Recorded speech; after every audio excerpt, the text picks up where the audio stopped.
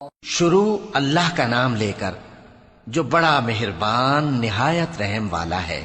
ان فرشتوں کی قسم جو ڈوب کر کافروں کی جان کھینچ لیتے ہیں، اور ان کی جو مومنوں کی جان آسانی سے نکالتے ہیں، اور ان کی جو تیرتے ہوئے جاتے ہیں پھر لپک کر آگے بڑھتے ہیں، پھر دنیا کے کاموں کا انتظام کرتے ہیں کہ وہ دن آ کر رہے گا جس دن وہ زلزلہ آئے گا، پھر اس کے پیچھے اور زلزلہ آئے گا۔ اس دن لوگوں کے دل خوف زدہ ہوں گے اور آنکھیں جھکی ہوئی۔ کافر کہتے ہیں کیا ہم الٹے پاؤں پھر لوٹیں گے؟ بھلا جب ہم کھوکھلی ہڈیاں ہو جائیں گے تو پھر زندہ کیے جائیں گے؟ کہتے ہیں کہ یہ لوٹنا تو سراسر نقصان کا لوٹنا ہوگا۔ تو بس وہ ایک ڈانٹ ہوگی، اس وقت وہ سب میدان حشر میں آ جمع ہوں گے۔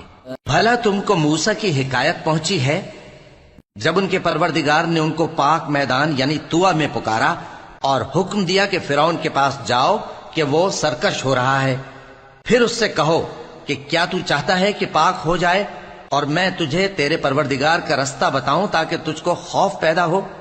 غرض انہوں نے اس کو بہت بڑی نشانی دکھائی مگر اس نے جھٹلایا اور نہ مانا، پھر لوٹ گیا اور تدبیریں کرنے لگا۔ سو اس نے لوگوں کو اکٹھا کیا، پھر بلند آواز سے بولا، سو کہنے لگا کہ تمہارا سب سے بڑا مالک میں ہوں۔ تو اللہ نے اس کو دنیا اور آخرت دونوں کے عذاب میں پکڑ لیا۔ جو شخص اللہ سے ڈر رکھتا ہے اس کے لیے اس قصے میں عبرت ہے۔ بھلا تمہارا بنانا مشکل ہے یا آسمان کا؟ اللہ نے اس کو بنایا، اس کی چھت کو اونچا کیا، پھر اسے برابر کر دیا، اور اسی نے رات تاریک بنائی اور دن کو دھوپ نکالی، اور اس کے بعد زمین کو پھیلا دیا۔ اسی نے زمین میں سے اس کا پانی نکالا اور چارہ اگایا اور اس پر پہاڑوں کا بوجھ رکھ دیا۔ یہ سب کچھ تمہارے اور تمہارے مویشیوں کے فائدے کے لیے کیا۔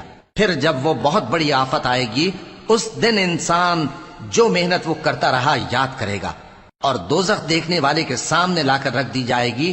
اب جس نے سرکشی کی اور دنیا کی زندگی کو مقدم رکھا تو اس کا ٹھکانہ دوزخ ہی ہے، اور جو اپنے پروردگار کے سامنے کھڑے ہونے سے ڈرتا اور نفس کو بیجا خواہشوں سے روکتا رہا تو اس کا ٹھکانہ بہشت ہی ہے۔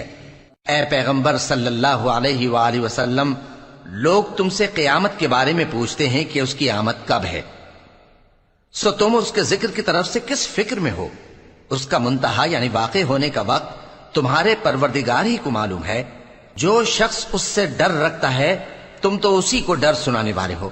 جب وہ اس کو دیکھیں گے تو ایسا خیال کریں گے کہ گویا دنیا میں صرف ایک شام یا ایک صبح رہے تھے۔